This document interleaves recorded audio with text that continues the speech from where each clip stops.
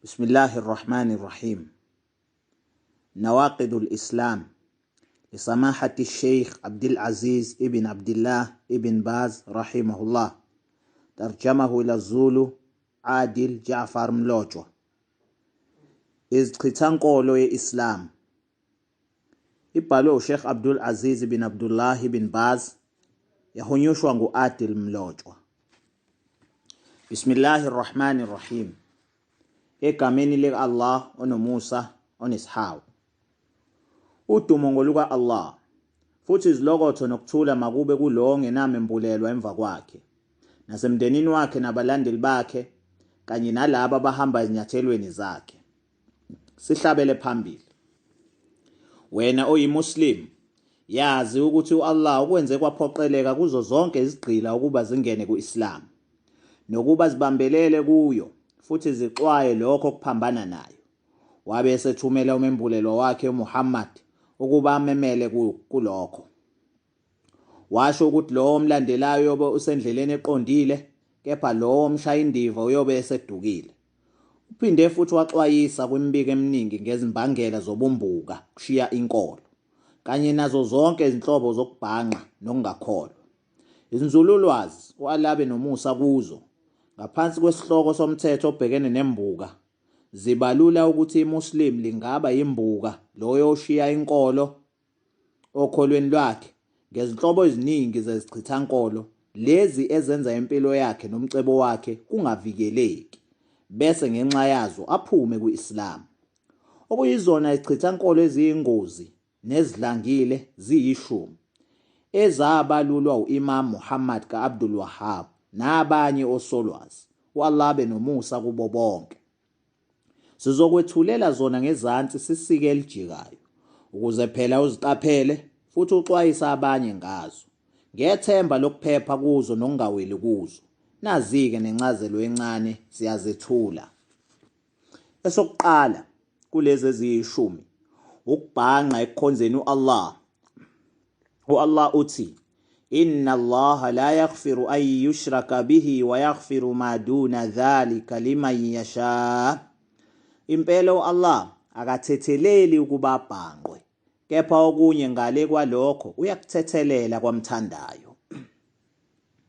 Aphinde athi, innahu man yushrik billahi faqad harrama Allahu alayhi aljannata wa ma'wahu an-nar wa ma lidh-dhalimina min ansar. Impela lo bhanga u-Allah nebala u-Allah umnqabele ijanna, futhi isiphetho sakhe siyoba emlilweni, futhi labo abaphambukile abayokuba nabasizi. Kanti-ke ukukhuleka kwabafileyo nokucela usizo kubo nokubenzela izibopho nokubahlabela ukuphahla kungena kukho ukubhanqa. Esesibili, uba ungakholwa lo oqoka abaxhumanisi phakathi kwakhe no-Allah, akhuleka kubo, aphinde acele ukukhulunyelwa yibo futhi athembele kubo. Esesithathu, uba ungakholwa lowo ongabathathi njengabangakholwa laba ababhanqayo, noma abe nongabazani ngokungakholwa kwabo, noma angayixwayi inkolo yabo. Esesine, lowo okholwa ukuthi enye inkambiso iphelele kunenkambiso yesithunywa sallallahu alaihi wasallam, noma ukuthi eminye imiyalelo ingcono kunemiyalelo yaso, njengalabo abakhetha imithetho yalokho okukhonzwayo ngaphandle kuka-Allah kunomthetho wesithunywa sallallahu alaihi wasallam, lona-ke uba ungakholwa. Esesihlanu, lowo ozonda ukukodwa kulokho kuyizimfundiso okuze nesithunywa sallallahu alaihi wasallam, nakuba kona ekwenza, uba ungakholwa, ngokuba u-Allah uthi, dhalika bi annahum karihu ma anzala Allahu fa ahbata a'malahum. Lokho kungenxa yokuthi bazonda lokhu Allah kwembulele, ngakho-ke u-Allah ubhubhise izenzo ezinhle zabo.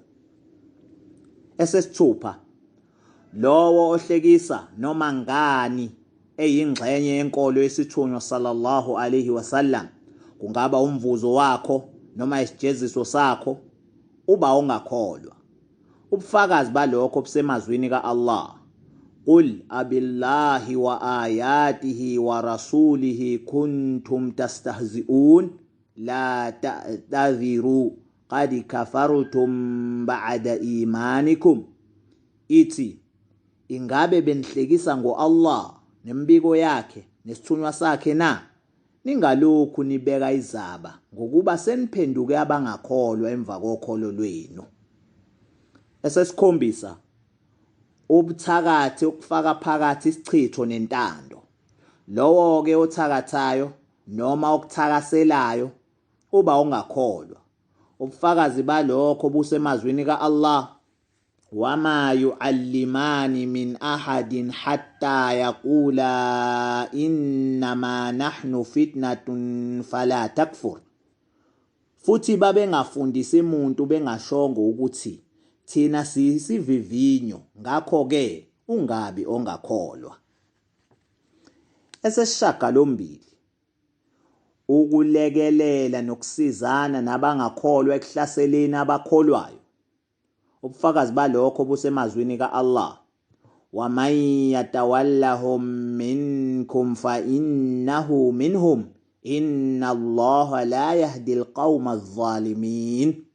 Futhi lowo kini ozibandakanya nabo ungakubo, impela u-Allah akabaholi abantu abaphambukile.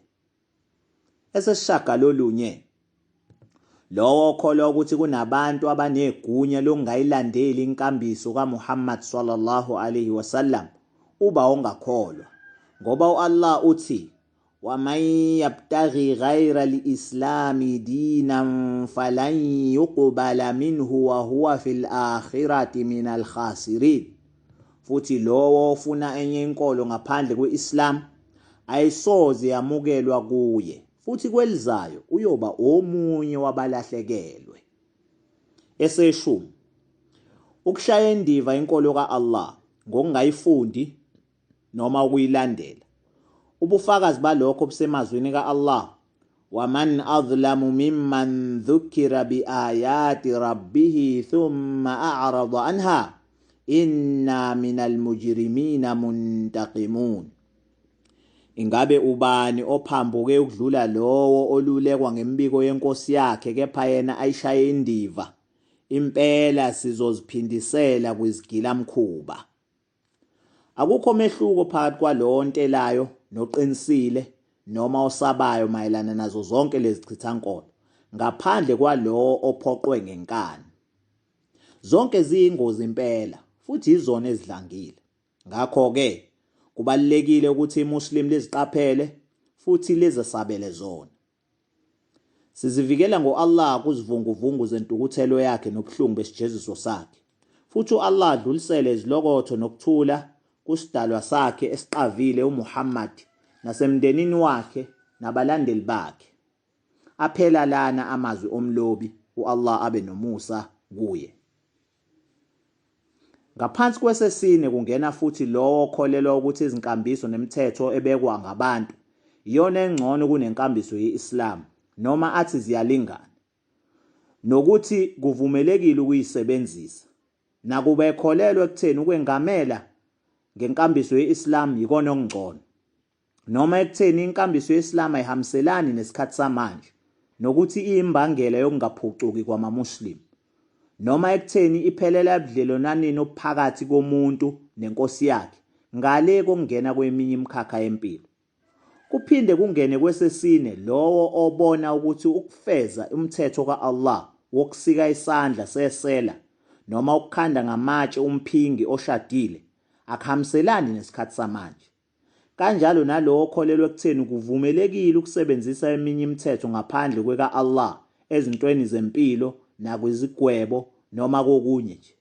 Nakuba engakholelwa ekutheni lokho kungcono kunomthetho we-Islam, phela ngokwenze njalo uyobe usegunyaze lokho Allah kwenqabele. Kanti-ke lo ogunyaza lokho okunqatshelwe u-Allah okwaziwayo nokusobala enkolweni njengokuphinga nokudakayo nenzalo mali nokwahlulela ngemithetho okungeyona ye-Islam uba ongakholwa ngokuvumelana kwama-Muslim ngo-elethu. Sicela u-Allah ukuba asiphe sonke amandla okwenza lokho kumthokozisayo nokuthi asiholele thina nawo wonke amaMuslimi endleleni yakhe eqondile, ngokuba yena ungozwayo oseduze. Futhi uAllah adlulisele izilokotho nokuthula kumembulelwa wethu uMuhammad nasemndenini wakhe nabalandeli bakhe.